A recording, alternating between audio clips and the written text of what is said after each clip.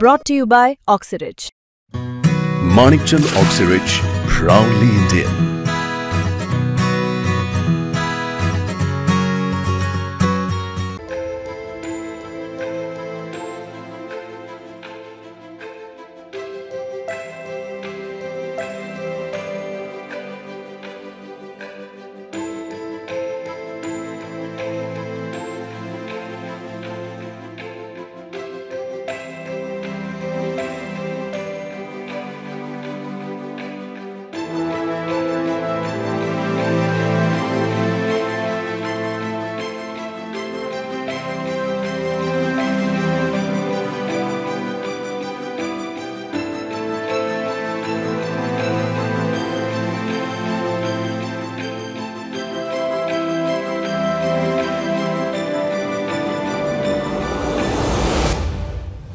श्रीमंत भाऊसाहेब रंगारी गणपतीमध्ये येण्याचा एक वेगळा आनंद असतो, एक वेगळी भावना आणि श्रद्धा असते.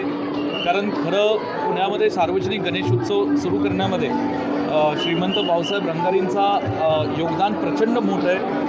आणि अशा महत्त्वाच्या पुण्याच्या मानाच्या गणपतीमध्ये येऊन दर्शन घेणं गणेशोत्सवाच्या सोहळ्यामध्ये हे निश्चितपणे आमचं भाग्य आहे. मी या मंडळाचे अध्यक्ष आमचे मित्र पुणेजी बालन यांचं मनापासून आभार मानेन की पुण्याच्या गणेशोत्सवाला संपूर्ण महाराष्ट्रात नव्हे तर देशामध्ये एक वेगळी प्रतिष्ठा आज त्यांनी त्यांच्या कार्याच्या माध्यमातून पुणेजींनी मिळवून दिलेली आहे.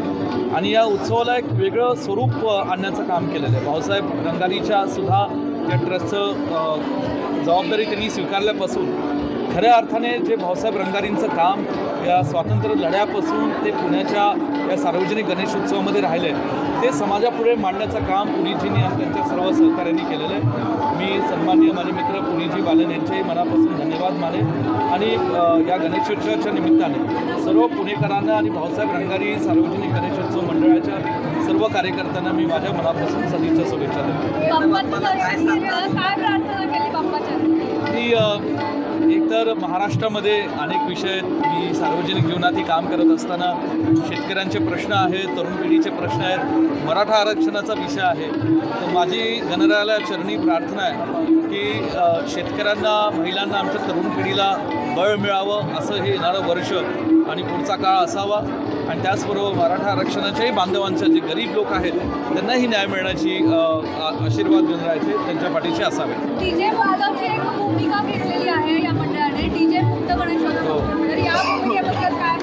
खरं मला पुणेजींचं मनापासून अभिनंदन, कौतुक करायचं आहे. ते कौतुक यासाठी करायचं आहे की त्यांनी धाडस केलं की खऱ्या अर्थाने हे आपले जे धार्मिक सण आहेत या धार्मिक सणांमध्ये पारंपरिक खेळ आणि वाद्य असले पाहिजे ही त्यांची भावना आहे. अनेक लोकांच्या महाराष्ट्रातल्या पुण्यातल्या जनतेची भावना आहे. आणि दुर्दैव आणि मध्यंतरीच्या काळात सार्वजनिक गणेशोत्सवांमध्ये जे DJ लावून काही जे गोष्टी होत होत्या त्या मला वाटतं आपल्या परंपरेला, संस्कृतीला योग्य अशा नव्हत्या. मी सुद्धा विधानसभेत हा विषय मांडलेला होता की DJ मुक्त आता धार्मिक सण आणि पारंपरिक आपल्या या गोष्टी झाल्या पाहिजेत.